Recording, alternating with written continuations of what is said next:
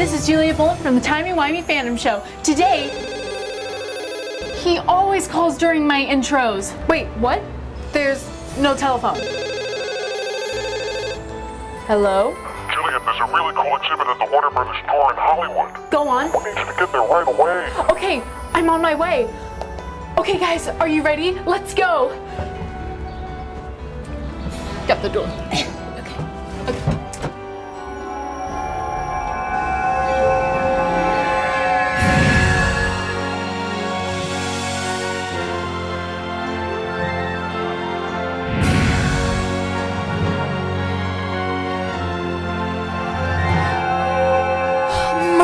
Beard. We're at the archive at the Warner Brothers Studio Tours in Hollywood.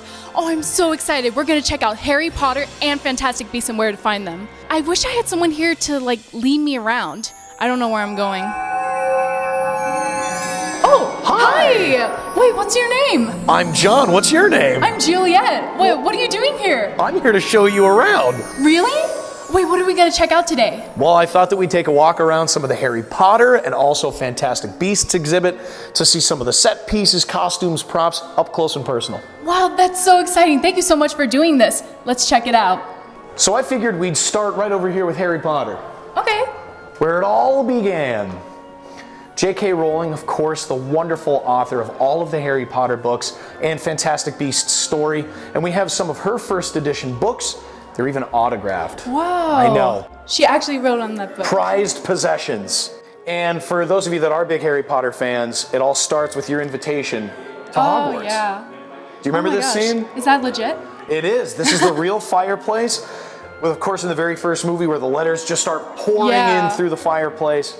That's the fun part about everything that you're going to see on this exhibit. It's all the real deal. Really? All the set pieces, costumes, props, they all come to us straight from production, so they're authentic. Wow. Yeah. When did it all come in?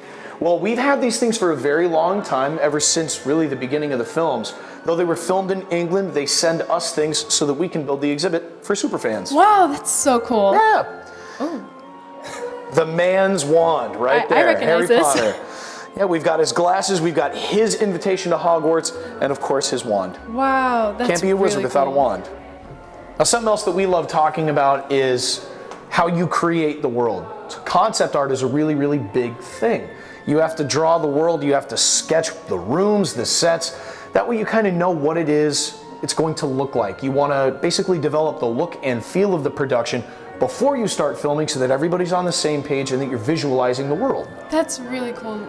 So we also have some of the candy items from Honeydukes. Ooh, I love Honeydukes. Right? I would love to go on a shopping spree from Honeydukes. What's your favorite candy? I'm a big fan of the chocolate frogs. Yeah. Have you gotten a card before? That No. you really wanted? No? No. Have you? I got Dumbledore once. Nice. I was really excited, yeah. Very cool. We also have the Weasleys with us. Oh, Molly Weasley. Right?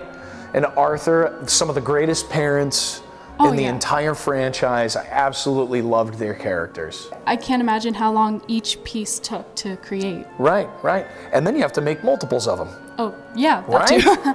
It's a whole lot of work. So again, we have some more of the set pieces. We have one of the Horcruxes here. And then this is one of my personal favorite things, the Marauders Map. Oh, I love the Marauders Map. I always wanted one when I was a kid. Right. You could always see who's walking around. Yeah, in my house. Dobby is a free elf. Yes, he is. Dobby is a free elf.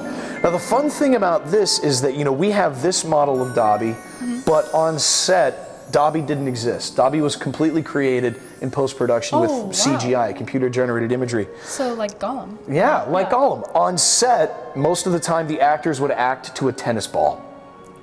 And that was Dobby on set. That's really good acting. The Dark Lord right here. Uh-oh. And it's fun to see the different phases of him. You have young Tom Riddle, you have teenage Tom Riddle, and then you have Lord Voldemort here. So Ralph Fiennes actually wore that on set? Oh yeah, that's the cool part. They are authentic on-set costumes. And then right on the wall next to him, we've got his wand. That's another thing. All of the wands have to be specific to wizards. Right, yeah. That has to be the Lord Voldemort wand and nobody else's. The wand chooses the wizard. This is one of my favorite things in this exhibit just because of how big it is. An acromantula. Chamber of Secrets is when they make their big debut. And if you remember, they go into the Enchanted Forest to talk to Aragog, and they very quickly have to make their way out because a sea of spiders are coming. Yeah, and why wasn't it butterflies? I mean, come on. Because there's nothing scary about butterflies. Yeah, true. Ooh, sorting hat. Yeah, we have the sorting hat here. And of course, behind it, we have some of the greatest professors from Hogwarts School of Witchcraft and Wizardry. Now, for any Harry Potter fan, one of the biggest things that you can do is get sorted by the sorting hat. Do you want to give it a whirl? Yeah. Difficult. Very difficult. Not Slytherin, not Slytherin. Not Slytherin. Gryffindor! Yes! Congratulations. I knew it! Welcome to the winning team. Thank you. Gryffindors unite. Yes. I didn't know Maggie Smith was that tall. It's probably a spell, you know? She makes herself bigger. Okay. So some of, like we said, the greatest professors from Hogwarts. We have Professor Flitwick. We have, of course, Professor McGonagall. The one and only Albus Dumbledore. Beautiful costume. This one is kind of a fan favorite, an exhibit favorite, Professor Snape. Yeah. Alan Rickman. Just a wonderful actor, wonderful performer, and of course, for people that have seen the movies, such a hero as well. And impressionists love him. Yeah, exactly. And Rubius Hagrid, Robbie Coltrane, who is just larger than life. Yeah. I read a fun fact about it, that most of the time, you know, Robbie would do his scenes individually. Yeah, yeah. And they would use like a rugby player, right? Yeah. I think that's the funniest thing. That's really cool. Imagine being that rugby player and knowing, I am Rubius Hagrid, but nobody knows your face. No one knows. Right.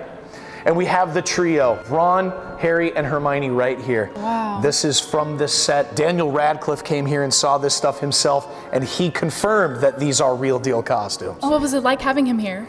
It's awesome. It's always so much fun to see some of the people come back and see their own artifacts. You know, Tom Felton has come here and he's also taken the tour and seen the things for himself. So to kind of put the two and two together and see people reunite with things that once belonged to them and created this world, it's always really kind of gratifying to see. We've also got things like Robert Pattinson's costume, the Cedric Diggory costume from the Goblet of Fire. Oh my Amazing. God. We have the Triwizard Cup here. Now that's legit too? Right? It is, absolutely.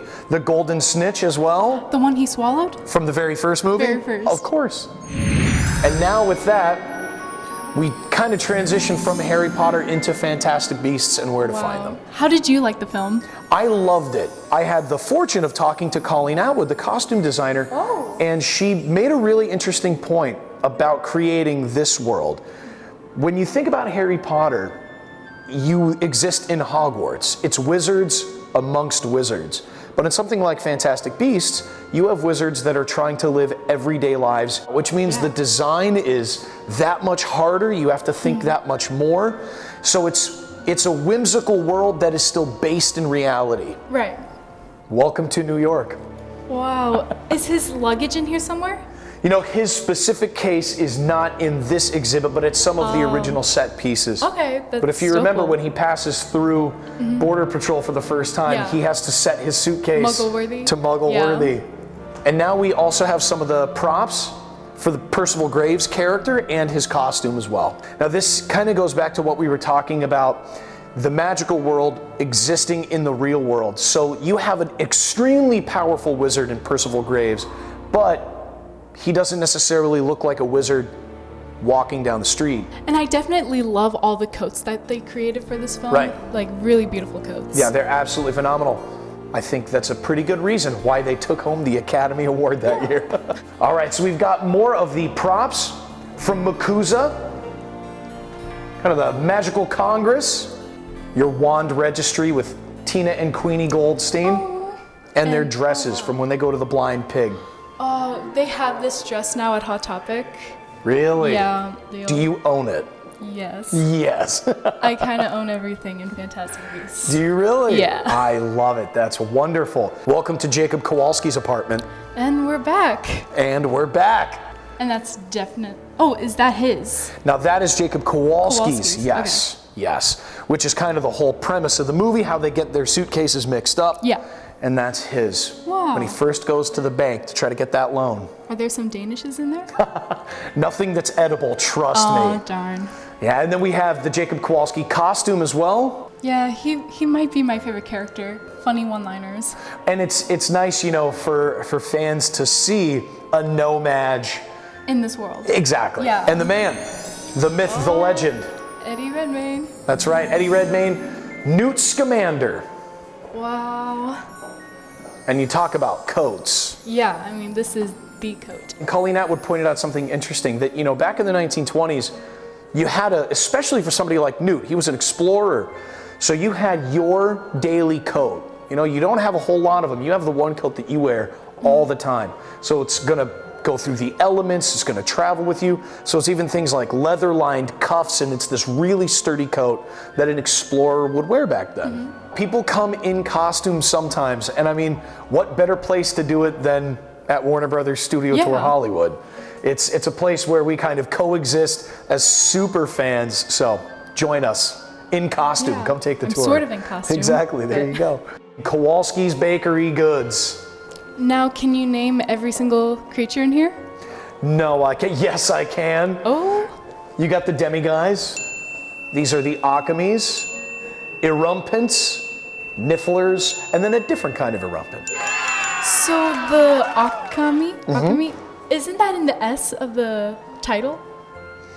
You know what? I never even noticed that. If that's a thing, Because like I always saw that little bird there. sure. So That's entirely possible. I've never even contemplated you that. heard it here first. There you go. I like it. You're cracking the code. This has been an amazing experience. Now, when can people come here? Can you tell us some info? Oh, absolutely. 7 days a week, everybody is welcome. Go to our website, wbstudiotour.com, book your tickets, come hang out like super fans. Yeah, it was so much fun geeking out about all the costumes, the sets. I will never forget it. I'll never forget you. I don't want to go.